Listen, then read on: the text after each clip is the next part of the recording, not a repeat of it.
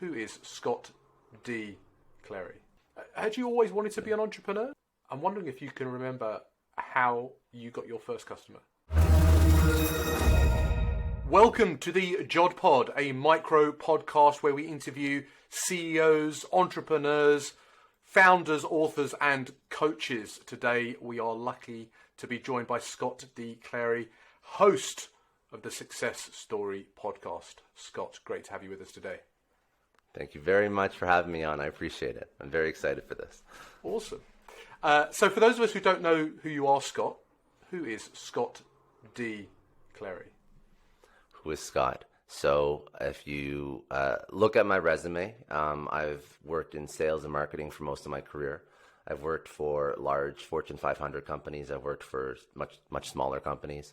I've done some consulting over my career, worked for my own consulting company.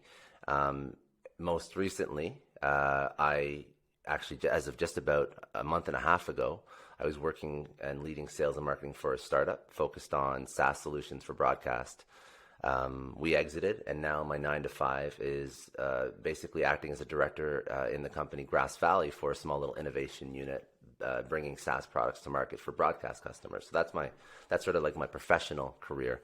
And then, of course, the side hustles that have sort of grown into a little bit more than just side hustles. I host my own podcast, so Success Story podcast, where, again, interviewing and unpacking the playbooks of incredible people. Very much a business focused, but also just trying to find people that have things to teach in terms of professional or personal growth, and really dive into their stories and understand their highs, lows, wins, losses, and learn from people. The reason I started the podcast was to learn from people that I thought I would like to learn from as well. And then I also write a newsletter once a week, speaking, again, very similar topics, sales, marketing topics, entrepreneurship, startup, all the fun stuff that I like that I sort of like to immerse myself in. So that's me. That's me as a professional. That's me as a side hustler, and that's me. That's sort of the 360 of what I'm working on right now. Man, you're a busy guy, and I appreciate the time that you've come to jump on the podcast with us. But I'm fascinated because I saw the work that you were doing with the podcast and the newsletter. But as you say, these are side hustles, and these are pretty impressive side hustles. Have you ever gone full time as an entrepreneur, like between jobs or anything like that at all? Yeah. So through my career, I was first sales leadership. And then after sales and marketing leadership for a variety of companies, then left and did full-time consulting. Was a partner with 2 other individuals. I was working with a lot of startups at the University of Toronto in Canada. I was working with startups at the Creative Destruction Lab startup incubator, similar to like a Canadian Y Combinator. So I was doing that full-time for about 2 years. It was a lot of work. Consulting was a lot of work. Acting as a fractional CXO was a ton of work. And then I decided to go back into working for somebody, but still had a very an inclination for building my own things, which is just about the time when I started the podcast, started writing a newsletter, focused on building my own brand. Because the first time into entrepreneurship, it was traditional consulting, outsourced consulting work. Now it's building my own brand, building my own name, my own quote-unquote sphere of influence, so to speak, just trying to get myself out there so that I can do whatever I want with that audience. I can start my own thing. I can, of course, grow the podcast. I have an awesome group. So to give you numbers, you said the side hustle is not so much a side hustle. Newsletter has about 30,000 subscribers. Podcast has about 20,000 downloads per episode now. So it's not just a side hustle, but that's been entirely because I focused on building my own brand while still, doing the things that I like to do, which is build businesses, grow businesses, strategize on how to sell products, market products. So, a lot of the stuff that I do in my side hustle, it's very much in line with what I did in my career and what I'm still doing in my career, which I think is what has allowed me to do it effectively. And also, in terms of the content that I put out in a newsletter and the conversations I have in the podcast, I think that it allows me to have more intelligent conversations and useful conversations, or produce more useful content, because I'm living and breathing it every single day. And I know that won't be the case. God willing, the podcast, is something that will completely replace any sort of need for 9-to-5 income, whatever that looks like. But still living it now has allowed me to really kick it off in a good way and to really have really smart conversations with really incredible people about sales, marketing, entrepreneurship, that kind of thing. So that's, yeah. I think that's one of the things about podcasts, and it's certainly one of the reasons why I've started the JOD Pod, is that it kind of increases your luck surface area, doesn't it? Like, as you say, you get to meet new people, your network improves, the way that other people look at you, changes because you're running something out of your own brand.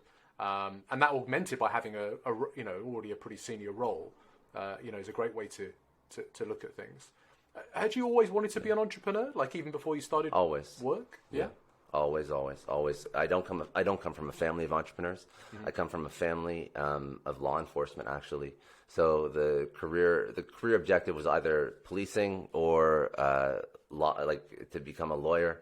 I started off in tech sales in university, made more money than any of my friends could in tech sales, and just thought, listen, I want to work in private. And then as I kept, sort of progressing in my career in private, dealing with larger markets, getting more responsibility, I thought, well, what's the next step after working for private? I can either go CXO in a large company, or I can try and build my own thing. And I've always really, really enjoyed the idea. Probably, to be quite honest, at first it was a little bit naive. It was, if somebody else can do it, I can do it. It was a little bit of like young naivete in me thinking that I wanted to start building my own thing, which is actually what parlayed into me being in consulting early on and trying to build my own consulting company. But at the same time, it just forced that naivety that prompted me to go into that and to start doing my own thing.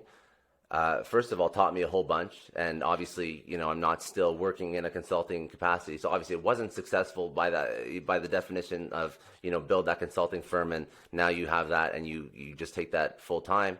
But it taught me a lot, and it allowed me to understand that I still wanted to build my own thing, but to do it in a smart way that was more sustainable for myself, for, even like my mental health, for the hours invested, which has led to building the podcast, building my own brand, which is something that I can take with me anywhere for the rest of my life, building, writing a newsletter, building that tribe or that audience as a side hustle, which is now sort of turned into more than a side hustle.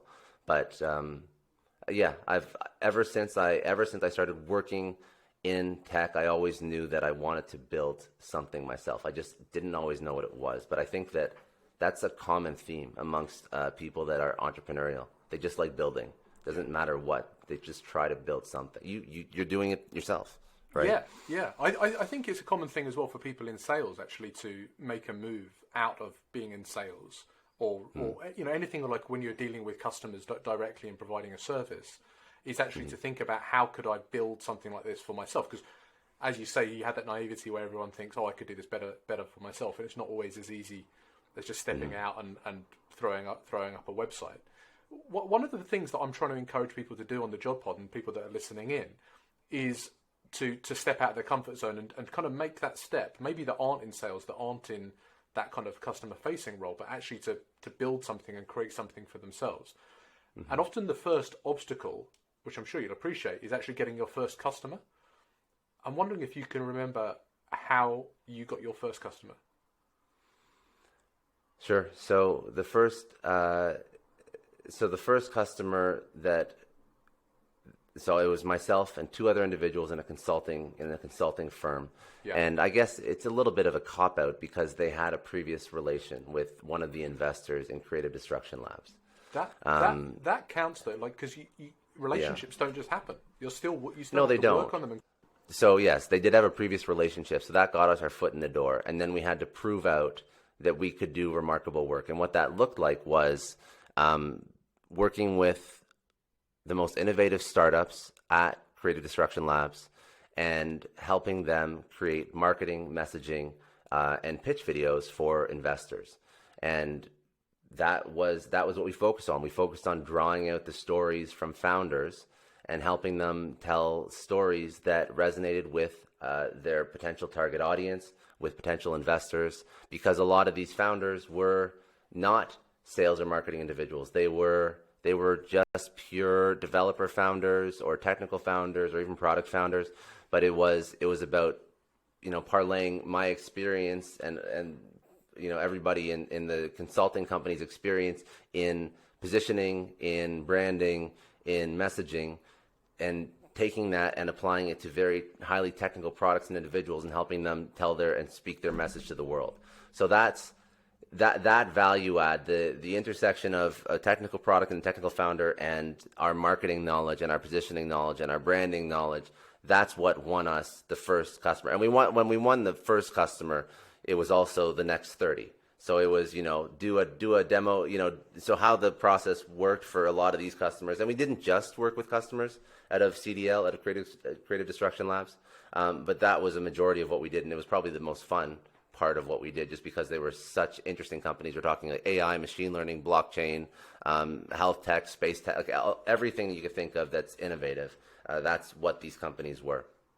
And it was basically interview founders, draw out their story, find a way to position it, and we did that once very well. Had some great talent that was working with us that could create a story through video, and that's the first piece that we ever created for a lot of these founders, these pitch videos that they use to go to investors. And after we did one and we did it well, then that's how we got all the other Creative Destruction Labs top 30, I think it was top 30 if I'm not mistaken, innovative startups that went through their program. They all worked with us to create these messaging and branding videos for eventually their customers, but first for potential investors. And then that was our top of funnel that we used to eventually do more work with them, because we used that initial video and that initial sort of marketing piece to parlay into more work. It could be anything after that point. It could have been implementing a sales strategy, marketing strategy, whatever. But that was our foot in the door. That's awesome. And if you get into a hub like that, as you say, if you win one, you can then very quickly get out and about. And there's so many more. But hubs you have now. to do good work. You have to do good work, or you don't get in. That's the thing. So it was good. Like what closed the first deal, working our ass off for free at the time and doing really good work. That's what got the first deal. That's what took that relationship with one of the investors in this hub and then turned it into something that was actually revenue generating. Yeah. Awesome. That's so useful for anybody listening in, thinking about how to actually make that leap and to get over that first hump about getting your first customer. That's awesome. Thanks for that, Scott. So your podcast, who's the main person that should be listening into that? What's the kind of stories and the kind of learnings that your ideal listener might get out of it? Sure. So the podcast is a mix of how I built this plus Tim Ferriss. So that is the way that I describe it, because it is a business focus and it breaks down the stories of entrepreneurs, but it also breaks down the stories of highly successful individuals. So I have people, I'm going to drop names: Guy Kawasaki, Anthony Scaramucci, Grant Cardone, love him or hate him. These people are all very successful. So we walk through their story and tell the story of how they got to where they are and the highs and lows and the lessons they've learned along the way. So for a CXO or an entrepreneur or a founder, when they come on, of course, they're going to tell their story and how they got into entrepreneurship, just similar to like what the questions you just asked me. But there's other people that have perhaps less traditional career paths that are just still very successful individuals. There's a lot of things you can learn out from them. So about 20 minutes of the podcast is breaking down a story and walking through the highs and lows of somebody's career. And then about 20 minutes to 30 minutes is speaking through a strategy or a topic that they're really entrenched in right now in their career. And so if, for example, if it's a founder of a company, we're going to speak about the nuances of the industry or the problem that the company is solving at a level of detail from a professional in that field that normally you wouldn't be able to have access to. And we try and have candid conversations about these particular topics. So it's a little bit of a mix of both, right? It's that casual conversation, that understanding about that person from a Tim Ferriss perspective. But how I built this is also, how did you build your career or your life? And that's what I try and tee up ahead of time. So it's not, I'm sure there's other shows that are like it, but I try and get really interesting guests. I try and really ask questions that I don't try and ask scripted questions that just give easy answers. I try and ask questions that I would want to ask the person if I was trying to understand more about what they do. And the ideal listener, it is somebody, I describe it as an intrapreneur or an entrepreneur. Somebody who is trying to build their own thing, or somebody who is intrapreneur, somebody within an organization that is just highly motivated to learn how to do things better, learn how to move up, learn how to grow. Maybe they don't want to quit their job, but they want to learn how to start a side hustle and make that successful. Well, the lessons that we teach are still going to, and lessons we bring out from people are still going to be able to give you that advice or that, that expertise that can help you start something while still working for a company. It's about growth-minded, and it's for growth-minded people. It's for people that just want to figure out how to do more. It just aren't complacent. That's the ideal listener. And the way that it sounds like you tee it up is that, you get the story so that you get a bit of an introduction to the person, and then you're drilling down on more kind of applicable steps and things that people can actually apply in their internal roles or their entrepreneurial endeavors. On the JOD Pod, the way it's supposed to be set up is it's an introduction and a breadcrumb for people to find out more about you, and then they can follow up with you direct. So I think this sounds like a great kind of next step for anybody listening to this, is to check out what Scott's putting out there. And some of those interviews sound fantastic. How'd you get Guy Kawasaki? So I'm a sales guy at the end of the day. I just cold email people. I cold email people, and I understand how to get people to open emails. I understand how to get people to read emails and to respond. And that's how I've gotten most of the guests. At the beginning, now because it has some traffic, a lot more people reach out. Sure. So that's a little bit easier. But at the beginning, it was just learning how to sell or knowing how to sell rather, and selling the show, selling the benefits, selling the reason why somebody like Guy Kawasaki would want to come on. And you just have to understand what matters to other people and why your podcast or your show or your whatever could benefit them in any way.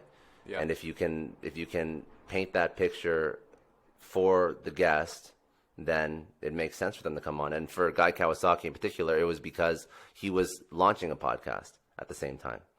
So he wanted to, same reason why you see a lot of podcast hosts get people that are launching books. You mentioned this before.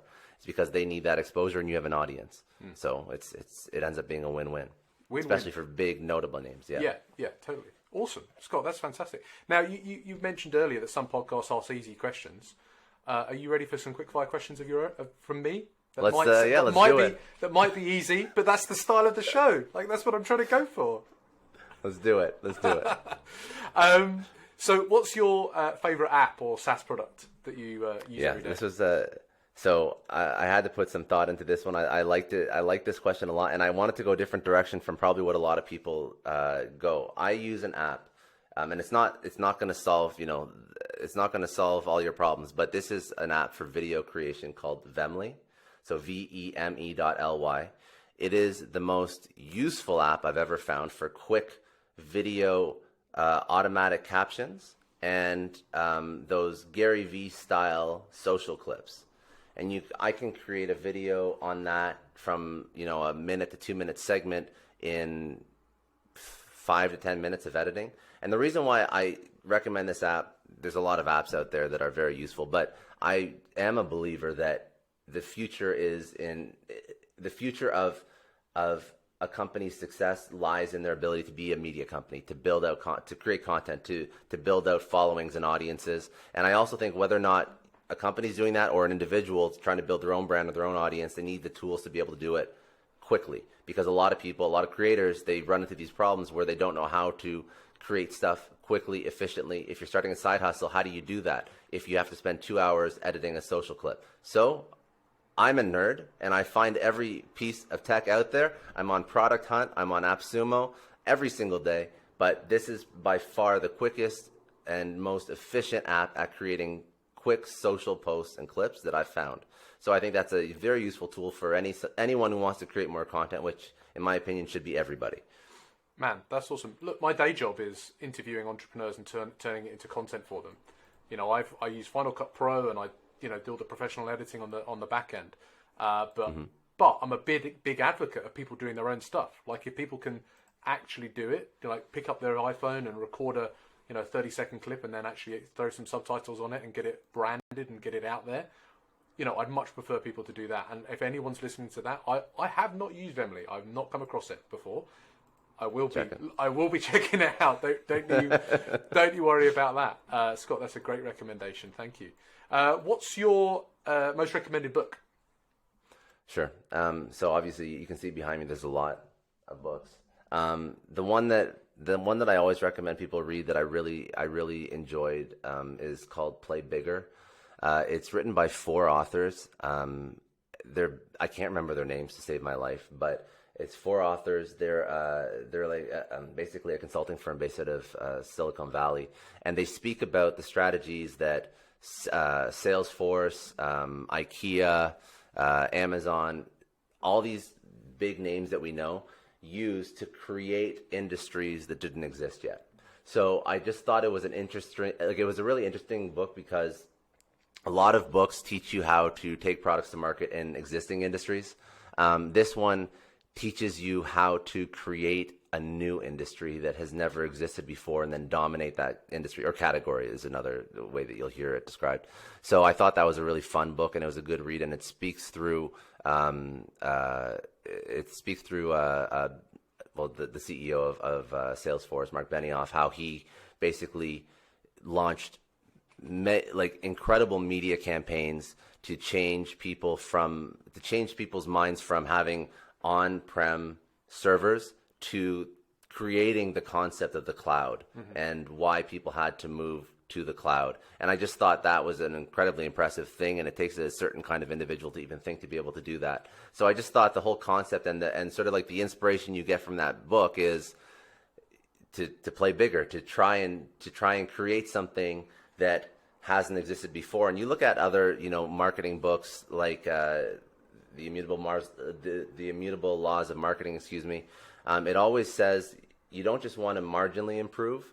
You want to do different. You want to do something significantly different enough that people notice it. And I feel that that's on a small level. We can do that with any product that we put out into the market, including a podcast or a newsletter, or whatever. Try and do it a little bit differently, but don't worry about creating something that has never been created before. I think that's the main takeaway from the book that I really enjoyed it, and it's one of the first books I read when I was first getting into entrepreneurship, and it really inspired me. So, man, that's awesome. I've not heard of that particular book, but it's making me think of Blue Ocean Strategy.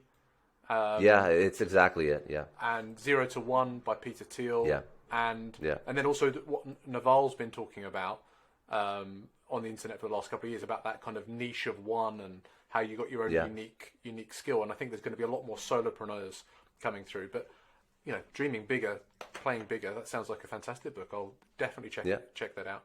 Who's your favorite podcaster or YouTuber? So it's the guy that I referenced before. So I like Tim Ferriss a lot. I like Tim Ferriss because he paved the way for the type of shows that I'm doing now, in my opinion. You have your other podcasters. You have John Lee Dumas, who has Entrepreneur on Fire. He does a short show every single day. You have Joe Rogan, who does like the 2-3 hour marathon podcast, but the topics are all over the place. You even you look at even like the OG of the podcasting world, like Howard Stern, also just casual conversations. But I found that Tim Ferriss is probably the first one to do long form, business focused conversations, really smart conversations with people, and that's what I'm trying to do with mine. So, and I try and keep doing the long form content because I feel that if you really build a tribe of people that love your content, they'll listen. So that's sort of what I try and model mine after. But again, I try and do it with more of a startup or business focus because I know Tim Ferriss also has a wide variety of guests as well, and he goes into psychedelics and all this other kind of stuff. He has some crazy niches that he's getting into, definitely. But he's good, and he's so good. He's terrifyingly good, and I've got so much respect for you to to kind of model yourself after him. I think one of the things that Tim has done is he shares an awful lot of his processes, in on his blog, and he basically says, 85% of people are going to try and copy me and won't get anywhere near, his diligency. Like he's scary how diligent he is with the way he. I respect that incredibly. If you can model that, that's incredible. Yeah. Well, one thing that he I've read a lot of his content, and one thing that he constantly puts out into the world is that he doesn't monetize most of his content. He doesn't sell courses. He sells books, but now his newsletter, his podcast, all of the stuff he puts out into the world is free. And it's valuable. It's incredibly valuable. These are conversations with world-renowned leaders, business people. So I subscribe to that. I subscribe to the fact that if you continuously put out great content and you serve the world, everything will come back, and that will end up, like whatever you want to call it, karma, whatever. You serve the world, and it will always benefit you in the long run. And that's why we spoke before about what's ROI overload, and I was saying, well, it was a brand that I had, and right now it's mostly just a newsletter, and I was thinking about starting some sort of educational portal for entrepreneurs, and I haven't launched it yet, mostly because I'm not comfortable charging for subpar content. So everything that I'm focused on right now is free, is the podcast, is the newsletter, is the stuff that I throw up on YouTube. And for now, I'm happy with that. And for now, it's funny, that's what's actually benefiting me the most. The stuff that I put out into the world that's free. And that you hear that from Tim Ferriss, you hear that from Gary Vaynerchuk a lot, speaks about that as well, putting free stuff into the world, just putting everything out into the world. And I think that's what you have to do. I think that you just have to be yourself, be authentic, be comfortable in your own skin, and put yourself out into the world. You'll find your tribe, and if you can make a living that way, it's a blessing. So that's something that I sort of picked up from him as well. Yeah, Scott, and I think you are living that. From talking to you, the energy that's coming from you, and the authenticity. Looking forward to see how you take that. Yeah, if anybody listening to this hasn't listened to Tim Ferriss, stop listening to this podcast immediately. Go and see what Tim Ferriss is all about, and then come back and you'll understand what we're talking about. Who's a up and comer? Who's someone that you think we should be keeping an eye on, like Huffington, Bezos, or Musk? So I had to do some research for this question. I wanted to give a good answer, and I didn't want to. So my first answer was, well, a lot of the entrepreneurs that I was working with at University of Toronto, they're all incredible individuals. But I really wanted to find somebody that has really actually achieved. The people that I worked with are probably in the process of achieving. So somebody that you should go check out and look into. His name is Austin Russell. He's the founder. He's 25 years old. He's arguably the youngest billionaire in the world. And when I went down this rabbit hole, the work that he's doing is actually quite interesting. He's working on self-driving cars, and he's the CEO of a company called Luminar. A couple data points. He dropped out of college in 2012 after receiving $100,000 from the Thiel Fellowship, obviously funded by Peter Thiel. And his company is listed on NASDAQ. And according to Forbes, he was the world's youngest self-made billionaire at the age of 25.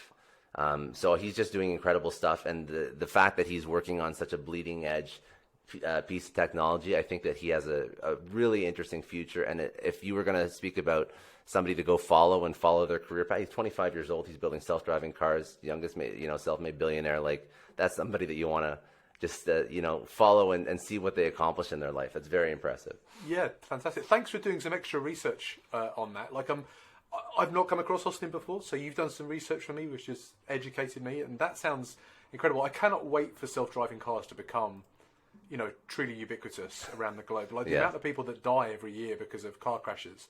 As soon as we're all self-driving cars, like that is just going to absolutely plummet. I wish my wife, who works in insurance, can put her finger out and, well, she's a lawyer, but she can sort those insurance issues out. 25-year-old billionaire. Wow.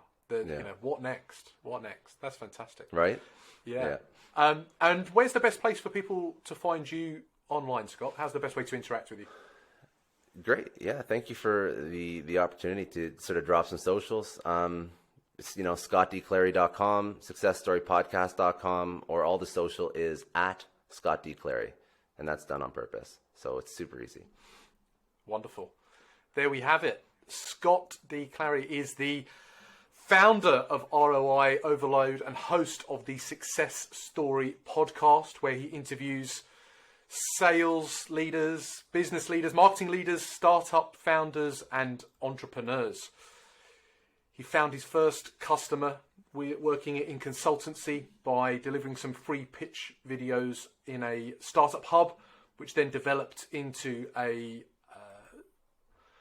pipeline of work with those businesses. But he says you must do really fantastic work to win that kind of business. The app that he recommends that we should be looking at and using is Vemly, VEM.ly, which I'll definitely be checking out. The book that we should be reading that he would gift if he had only met me face to face would be Play Bigger. Not sure on the authors, but there's definitely 4 of them, so it's got to be good if it's been written by committee. He loves watching and listening to Tim Ferriss, bit of an idol of a lot of us entrepreneurs and podcasters out there. And we should be keeping an eye on the 25-year-old billionaire, Austin Russell, the CEO, founder of Luminar. You can follow Scott by checking out his website. That's scottdclary.com. That's SCOTTDCLARY.com. And his podcast, he's got the .com, lucky guy, successstorypodcast.com. That's SUCCESS, that's a triple S in the middle there, TORYPODCAST.com. Scott, thank you ever so much for joining us today on the JOD Pod. My pleasure. Thanks for having me. And thank you for joining us today on the JOD Pod. If you want to see more inspirational interviews like this with Scott, you need to play the YouTube game. You need to hit subscribe. You need to hit the like button. You need to bang the bell so you get a notification when any of these videos get launched. And why don't you ask Scott a question in the comments below? I can pretty much guarantee he'll come back and answer every single one of them. It'll help this video out. It'll help out the channel. Go on. It's the right thing to do. Help the guy out. And please, hopefully you've been inspired by Scott's story today. Please go and build something yourself and inspire the next generation. Thanks for joining us today on the JOD Pod. If you enjoyed this interview, why don't you check out some of these other interviews that we've done on the JOD Pod. More inspirational CEOs, coaches, entrepreneurs, founders, and authors. I'm sure there's something here that will inspire you to build something new.